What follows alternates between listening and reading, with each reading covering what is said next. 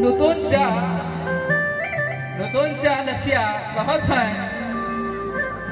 हो मैं तेरे पास ही जरा सोच के तो देख, हो मैं तेरे पास ही जरा सोच के तो देख, अपन ही आई कर बजाय कहियो दिल कर इस्तेमाल करके तो देख। तो के कर ले कहा मैं नहीं जाना था, लेकिन मैसेज पहुंच जा हो तो ले आगे कर मैं दे था सन्यासी जी।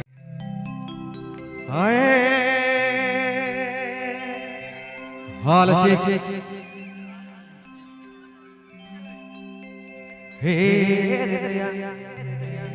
चलो एक छोटा सा और मतलब बीच में नया गाना प्रस्तुति करे हे रानी प्रेम बात तो ये जाने। एक मिनट सबके खुलियाम बोले सब जग, लेकिन प्रेम की बात दुई जन में अपने अंदर तक चाहिए देखो सुनाई देनी चाहिए। हे रानी प्रेम बात तो ये जाने जे जे जे बोलो पतिया के जे बोलो पतिया के जे हे रानी हे भला प्रेम बात तो ये प्रेम बात तो ये